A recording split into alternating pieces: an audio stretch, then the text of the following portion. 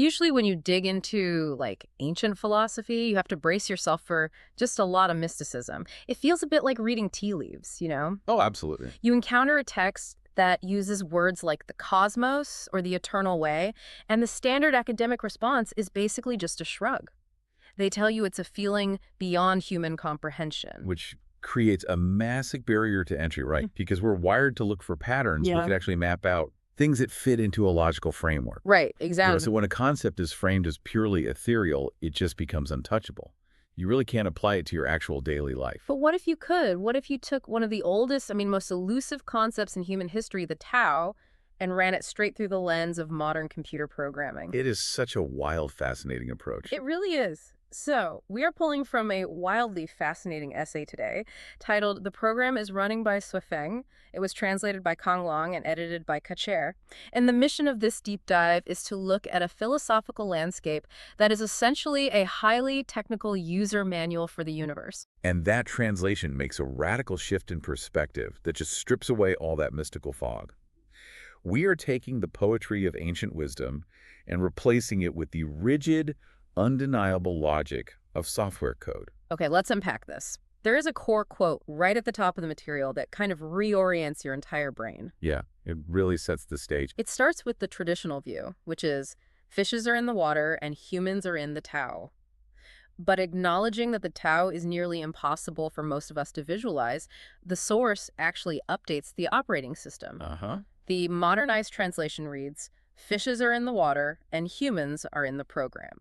That single substitution completely changes the entire architecture of how we view reality. It really does. To really grasp it, we have to look at the original Chinese word used for program, which is chengzu. It breaks down into two distinct concepts. Okay. The first character, cheng, represents rules, laws, patterns, and mathematical equations. And the second character, shu, means sequence and strict order. So it's not just a loose metaphor. Not at all. So when the material talks about a program, it is literally talking about the unbreakable order of formation, development, and evolution of everything. It's all running according to established rules. Meaning the universe is literally operating on software. Basically, yeah. Just like you have to follow the rules of the operating system on your laptop to get it to do anything, we are all bound by a universal operating system designed by what the author calls the greatest creator. Everything is running on pre-designed code.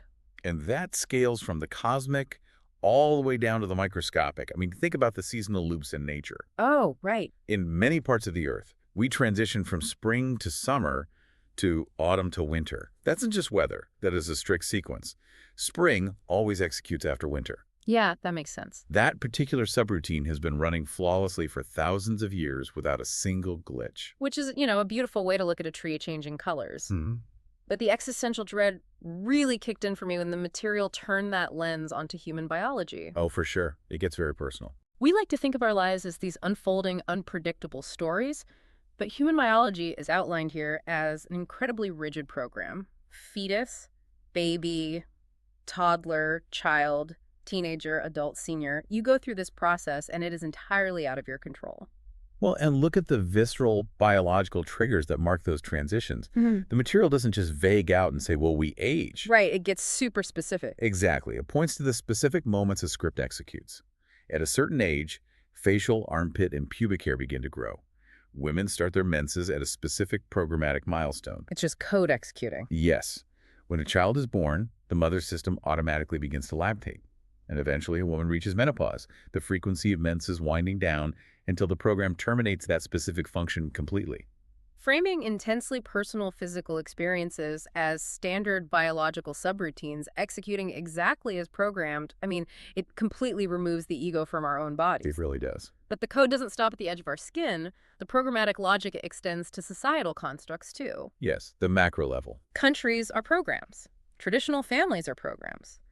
And thinking about it through this software lens, joining a country or getting married into a traditional family is basically the biological equivalent of clicking agree on a software's terms of service. What's fascinating here is how that framework redefines our sense of autonomy.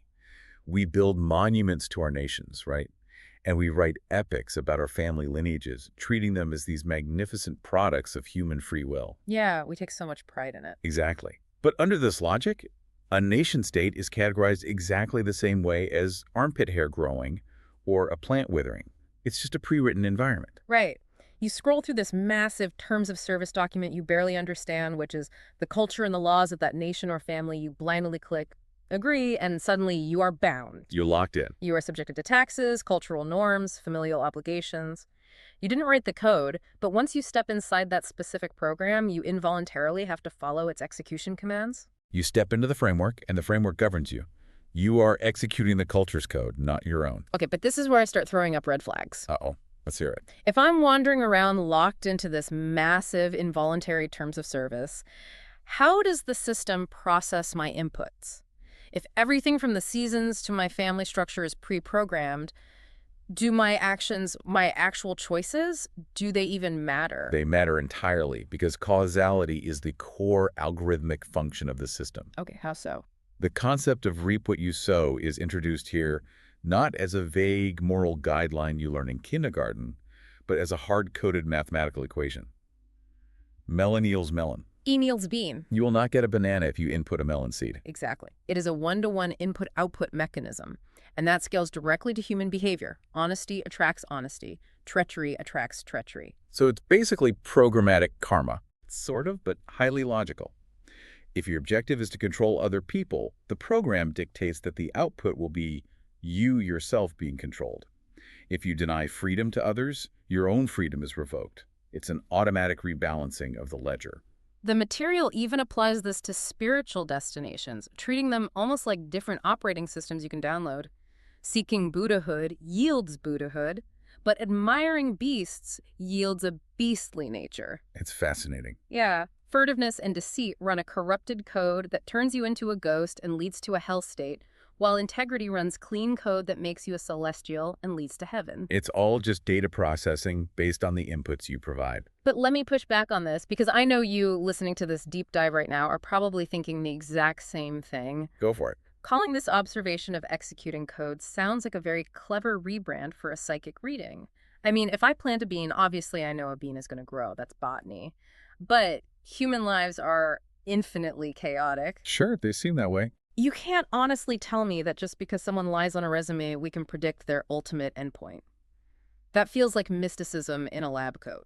But that skepticism assumes the chaos isn't just a highly complex algorithm you don't have the processing power to see. Oh, interesting. The material actually anticipates this exact resistance. It firmly separates this from fortune-telling. Fortune-telling relies on supernatural guessing. This system relies on the fact that if you know the exact input, the output is mathematically guaranteed. Yeah. You can forecast a future simply by observing current behaviors. Come on, if the output is mathematically guaranteed, why do terrible people get away with terrible things for decades? Because of built-in time delays. The output is guaranteed, but the execution time varies wildly. Okay, explain that. The catch is just the loading screen. Humans get anxious when they don't see immediate results, which is essentially just mashing the refresh button on a slow-loading web page. But the system requires immense patience. The material gives a very specific botanical timeline to illustrate this. Peach fruits in 3 years and apricot in 4 years, while you have to wait 18 years to enjoy the fruit of a walnut. 18 years. You plant a seed and have to wait nearly 2 decades for the program to render the output. And anxiety does absolutely no good during those 18 years. The program is running. If you don't see the result of someone's treachery in 5 years, you wait 10. Just wait it out. If nothing in 10 years, wait 100 years. The delayed output doesn't mean the code is broken or that they got away with it. It just means the specific time parameter for that function hasn't been met yet. Which introduces one of the most terrifying concepts in the entire essay, honestly. Dormant code, or what it calls hidden programs. Yes, hidden programs. Not all code is running visibly all the time. Some of it is just sitting there in the background, waiting for a highly specific condition to trigger the executable file. And the analogies used for hidden programs are incredibly stark. Think about a landmine. A landmine remains completely hidden underground, completely inert, doing absolutely nothing until someone applies pressure to the trigger. Wow, yeah. The physical condition is met, and the explosion program activates instantly. The text also brings up drinking potassium cyanide, which is such a visceral example. It is dark, but very effective. The poison is inert in the bottle, but the second you drink it, the condition is met and the program runs with brutal efficiency. Your organs experience agonizing pain, you foam at the mouth, and you bleed to death. It's a reminder of how completely unforgiving the code is once the trigger condition is satisfied. It functions the exact same way in the natural world, too. Without the proper conditions, code stays dormant. Mosquitoes and flies will not revive and take flight unless the environmental temperature hits a specific threshold. Right, the seasonal triggers. Exactly. Seeds will not germinate without exact humidity levels. Yeah. Even lightning and thunder will not fill the sky unless the binary conditions of yin and yang, the positive and negative atmospheric charges, physically meet. And crucially, human beings won't transform into celestial beings without reaching a certain stage of self-cultivation. The program for becoming a celestial is theoretically there, sitting hidden on your internal hard drive, but if you don't input the right self-cultivation commands, it never executes. The conditions absolutely dictate the execution. No exceptions. Which leads to a massive structural problem for us as humans. Also, Well, if the code is this strict, if our outputs are locked behind 18-year walnut delays, and we are wandering through a minefield of societal and biological terms of service, how do we ever change the trajectory of our lives? If we are just running on a continuous loop, how do we introduce a system interrupt? well, without an external force, you don't. You just don't. The material states plainly that without outside interference, a life loops endlessly on its set track, reincarnating purely according to the established program. To illustrate how impossible it is to change your own code from the inside, the essay uses a brilliant visual. A man cannot make his feet leave the ground by dragging his own hair. I cannot stop thinking about that image. You're just standing in a field, grouping your own hair, pulling up with all your strength, expecting to float into the sky. It's physically impossible because you are part of the closed system. Exactly. You can't be the user and the administrator at the same time. You need something outside the system to lift you. You need what the material explicitly calls hackers. The hackers. I love this part. Just as computer hackers disrupt, break, or fundamentally rewrite software, external forces disrupt the track of a human life.